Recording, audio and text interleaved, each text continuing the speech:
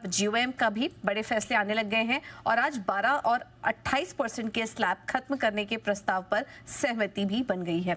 अब इसका असर कितना होगा, क्या सस्ता होगा, क्या महंगा होगा, बताने के लिए हमारे साथ अंश मौजूद हैं। अंश, बताइए।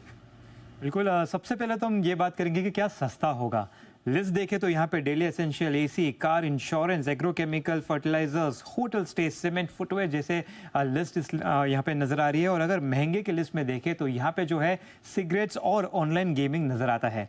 डिटेल में देखें तो यहाँ पे सबसे पहले कंज्यूमर ड्यूरेबल की बात करें तो room AC, fridge, home appliances बनाने वाली कंपनियों के लिए ये एक पॉजिटिव खबर है, क्योंकि जीएसटी रेट जो है वो 28% से गिर के 18% हो सकता है, जिसकी वजह से जो प्राइजेस है उसमें 8 से 10% की गिरावट होती हुई नजर आ सकती है।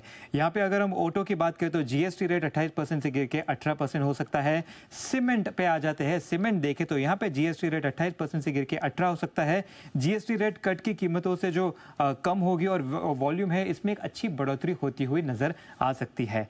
इंश्योरेंस की बात करें तो यहाँ पे इंश्योरेंस पर भी 18% जीएसटी से घट के सीधे या तो 0% हो सकती है या फिर शायद से 5% तक आ सकती है। एफएमसीजी की बात करें तो घी, इंस्टेंट नूडल, बटर, जैम पे जीएसटी 12% से घट के सीधे 5% हो सकती है। तो ये कंज्यूमर्स के लिए काफी एक अच्छा रिलीफ के तौर पे देखा जा सकता है। होटल्स की बात करें तो यहाँ पे एडीआर जो 7,500 रुपए है वहां से कम होके जीएसटी रेट 12% से घट के यहाँ पे 5% का हो सकता है। तो यहाँ पे भी एक गिरावट होती हुई नजर आ सकती है।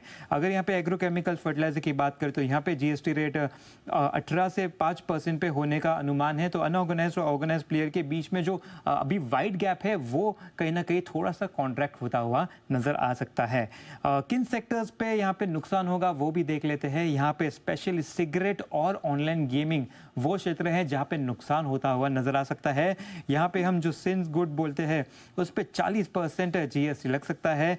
यहाँ पे रिपोर्टर्स के मुताबिक हम देखें तो ऑनलाइन गेमिंग में जो है वो सिन टैक्स में जोड़ा जा सकता है। तो यहाँ पे भी एक अच्छी बढ़ोतरी आती हुई नजर आ सकती है जो कि नेगेटिव है इस क्षेत्र के लिए।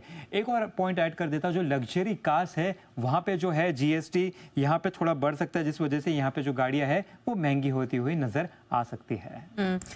बिल्कुल। तो ये क्या सस्ता होगा, क्या महंगा होगा, किन सेक्टर्स पर असर पड़ेगा, ये भी आपको अंश बता देता है। और इस समय हम देख रहे हैं कि बाजार में जीएसटी कम होने का ही पूरा इम्पैक्ट इस वक्त नजर आ रहा है। हम देख रहे हैं एफएमसीजी चल रहे हैं, होटल स्टॉक्स में बढ़िया तेजी देखने को मिल रही है, ऑटो स्टॉक्स भी इस बीच चले।